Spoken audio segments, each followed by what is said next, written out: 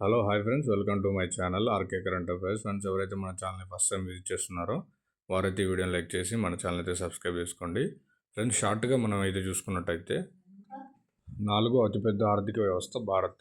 So first వచ్చి America, తర్వాత China, తర్వాత జర్మనీ, తర్వాత Bharat, Japan, UK, France, Italy.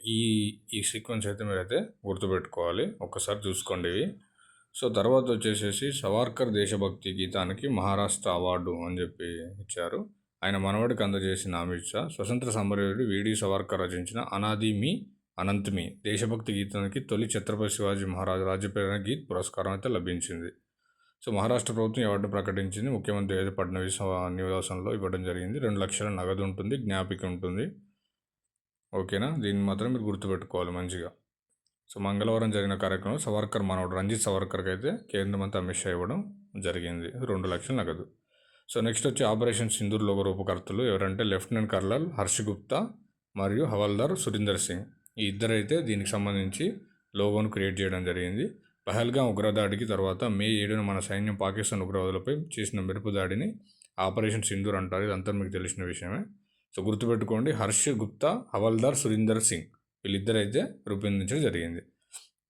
So next వచ్చేసి దేశంలో తొలి ప్రైవేట్ హెలికాప్టర్ తయారీ కేంద్రం టీఏఎస్ఎల్ ఎయిర్ బస్ 2 సంయుక్తంగా కర్ణాటకలో ఏర్పాటు చేయనున్నాయి. సో 120 తేలికపాటి హెలికాప్టర్ల తయారీ కేంద్రాన్ని త్వరలో ఏర్పాటు చేయనున్నారు. తొలుత 10 యూనిట్లు, ఆ తర్వాత 20 ఏళ్లలో 500 హెలికాప్టర్లు తయారీ దిశగా కొలరూలోని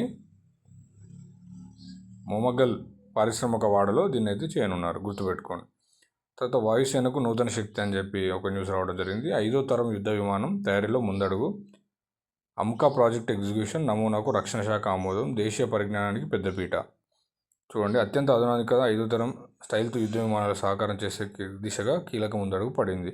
advanced medium compact aircraft AMCA, గుర్తుపెట్టుకోండి, advanced medium compact aircraft. So next news వచ్చేసి పద్మాలు అందుకున్న ప్రముఖులు అని చెప్పి ఇచ్చారు. తెలంగాణ నుంచి మందకృష్ణ మాదిగ, ఏపీ నుంచి కేఎల్ కృష్ణ, రాఘవేంద్రచార్య. రాష్ట్రపతి ముర్ము నుంచి పద్మశ్రీ పురస్కారం అందుకుంటున్న మందకృష్ణ మాదిగ. మీకు తెలిసిన విషయం, మందకృష్ణ మాదిగల కమ్యూనిటీకి సంబంధించి వాళ్ళైతే పోరాటం చేయడం జరిగింది. సో దానికి ఫలితంగా వాళ్ళకైతే పద్మశ్రీ అయితే రావడం జరిగింది. సో నెక్స్ట్ కలకత్తా హైకోర్టుకు justice Sujoy Paul, justice Abhishek Reddy, justice Lalitha, justice Sumalatha మళ్ళీ తెలంగాణ హైకోర్టుకు అని చెప్పి న్యూస్ అయితే చూడడం జరుగుతుంది. బదిలీ చేస్తూ సుప్రీంకోర్టు కొలీజియం సిఫార్సులు. 10 హైకోర్టులకు చెందిన 21 మంది న్యాయమూర్తుల స్థానాచలం. సో ఇది మన తెలంగాణ ఒకటి గుర్తుపెట్టుకుంటే సరిపోతుంది. సో అన్నీ మనం గుర్తుపెట్టుకోవాల్సిన అవసరం ఏం లేదు. తెలంగాణ హైకోర్టులో న్యాయమూర్తులు బదిలీల్లో సుప్రీంకోర్టు కొలీజియం మళ్ళీ 3 రిటర్న్ పంపడం జరిగింది. సో ఓకే, ఇలాంటి లేటెస్ట్ అప్డేట్స్ కోసం మన ఛానల్ అయితే లైక్ చేయండి, షేర్ చేయండి అండ్ సబ్స్క్రైబ్ చేసుకోండి.